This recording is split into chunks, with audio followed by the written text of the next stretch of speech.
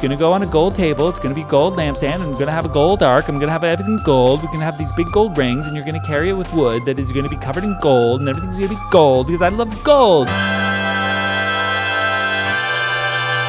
All right, guys, welcome to Joel Reads Bible. I'm Joel. I read Bible so that you don't have to. And we're going to try to power through here. This episode, I have a feeling, is going to be boring. It's going to be pretty dry. So I'm going to really try to power through it. So it's not hopefully going to be too long. You still need to watch it, unfortunately.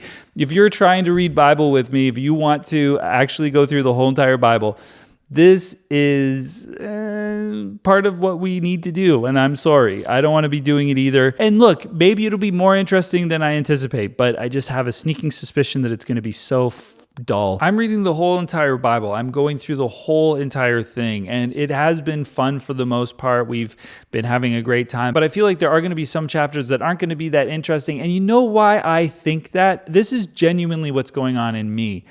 I know this. I've read this or had it read to me when I was younger. We would sit there, we would read the Bible in the mornings. Of course, we'd read the Bible in church, and there was always Bible coming at you, left, right, and center, And I remember some of the stuff that we're going to read now, and it was always very, very boring. It was just so dull. But I shouldn't assume, because I am reading it with fresh eyes, and there's a good chance that maybe, just maybe, it's going to be really, really stupid and therefore very, very funny. So I should have a better attitude about it. But anyway, Exodus chapter 25. And look, if you haven't subscribed, we're having a lot of fun. So join us. And also like the video and comment on it so it pushes it out into the algorithm. There have been a few videos that have done better than others, and I appreciate whenever anybody does this and the conversations that we can have in the comments. And sometimes just the really sweet things that some of you say in the comments really do help, and they really do keep me going. When they're genuine, I'm not asking you to give me platitudes that you don't mean. Don't bother doing that. But when I get people going like, hey, this is really, really good, or this is really fun, or this helps me in some way, that actually feels really good. And it is kind of what I'm doing this for. I am kind of doing it selfishly as my own deconstruction to sort of explore this. And it's fun for me, and I love to entertain. But it is nice when people are like, hey, I'm really connecting with this, and I'm really enjoying it. And boy, isn't the Bible just wacky. We're commiserating together, and that is nice. Okay, so Exodus chapter 25. The Lord said to Moses, "Tell the Israelites to bring me an offering. You are to receive the offering for me from each man whose heart prompts him to give." Okay, so this is optional. And of course, Moses is to receive it. I don't know what he does with the offering, but we'll find out. These are the offerings you are to receive from them: gold, silver, and bronze, blue, purple, and scarlet yarn, and fine linen, goat hair, ram skins, dyed red, and hides of sea cows, acacia wood, olive oil for the light, spices for the anointing oil, and for the fragrant incense, and onyx stones and other gems to be mounted on the ephod and breastpiece. So we're preparing for something here. I kind of know what it is. At first, I thought it was Moses being like, for anyone that wants to, bring me gold. Thank you. You know what I mean? It's time to get paid. I've been doing a lot. I've been doing all the judging. And then I set up the judicial system, and I've been dealing with God this whole time, and I've been hitting rocks and getting you guys water. Please, I brought you out of Egypt. Give me gold and silver. It's about time to pay up. Please pay up. But it's not that. There's actually a plan here. They're actually creating something. Now, they are wandering the desert, and they just left Egypt. I know they have this stuff because they plundered the Egyptians. That has been part of the narrative that's in the plot. I mean, if they just left as slaves, I would be making fun of that. But we know that the reason why they have this kind of thing is because God had them, steal it, but not steal it from the Egyptians. However, it still begs the question, why do people need to bring this stuff forward? Why do we need to harvest it from these people. Can't God materialize this stuff? Can't he just be like, shrunk? Like, if you remember with Abraham, shring, there's a ram, shrink, that's a living thing, shring, like, shring, I can just make stuff happen. Actually, go back even further. It's like, shring, there's the sun. I don't know why he's like, if anyone wants to, bring silver and gold and blue, purple, and scarlet. Why did shring? Like all the stuff you need for whatever crafting you're going to be doing, because there is some crafting that's going to be going on. Then have them make a sanctuary for me, and I will dwell among them. Make this tabernacle and all its furnishings exactly like the pattern I will show you. So someone's coming up with how to make a tabernacle, which I guess is probably like a little church. Something like that. I should actually not think of it as a church, because if I were to read this without knowing how we use tabernacle and we use sanctuary in our churches, then I would think this is a place where God can come and live, in a sense. He's sick of being in the pillar of fire and the pillar of cloud. He had an angel that was doing his dirty work, and now he's like, you know what? I want a place. I just want I don't know, just like a place of my own. I just want somewhere where I can hang out, because like I came down on this mountain and we had a bite to eat. And I liked it. I liked spending time with the elders and you, Aaron, and Abdab and Abihu, and even Josh was okay, but I kind of want to hang out with you guys more. But I would like to have a place to stay. So if you could make me just a sanctuary that I can dwell, and just make it to my specifications, because I don't want to just live in any old junky place. I want it to be really, really nice. Well, God, why don't you just, I don't know, make it? Why don't you just get the stuff together and then just put it together? Because you're, I don't know, God, why don't you do that? I don't think I should have to do it by myself, because I don't know why I would have to do anything in this realm. I do things in my own realm, and then once in a while I do big shows of power. But I don't think I should have to just generally make things. Enjoy the manna and the quail, though. That's me. But I think when it comes to making stuff like this, you guys should have to do it. He's inconsistent in the things he has them do versus the things he just does all by himself. Have them make a chest of acacia wood, 2.5 cubits long, 1.5 cubits wide, and 1.5 cubits high. This is where it gets kind of boring, but it sounds like it's a rectangle. Overlay it with pure gold, both inside and out, and make a gold molding around it. Cast 4 gold rings for it, and fasten them to its 4 feet, with 2 rings on one side and 2 rings on the other. I read a Wikipedia page that said that the Israelites, which were probably Canaanites, were actually very, very good at metalwork. That was one of their skills. And this is showing they're able to cast rings. I feel like that's pretty advanced for people who literally just came out of slavery. They've got a setup for that. That seems pretty intense. But the timeline of Bible is kind of confusing. But they walked just a little bit in the desert to Mount Sinai. It seems like it was a few weeks or something. And they're set up a forge,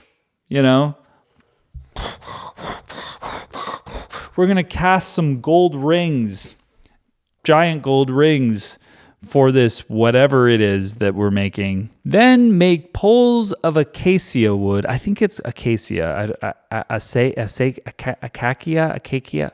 I'm going to pronounce it acacia wood, and overlay them with gold. Insert the poles into the rings on the sides of the chest and carry it. The poles are to remain in the rings of this ark. It's an ark. Interesting.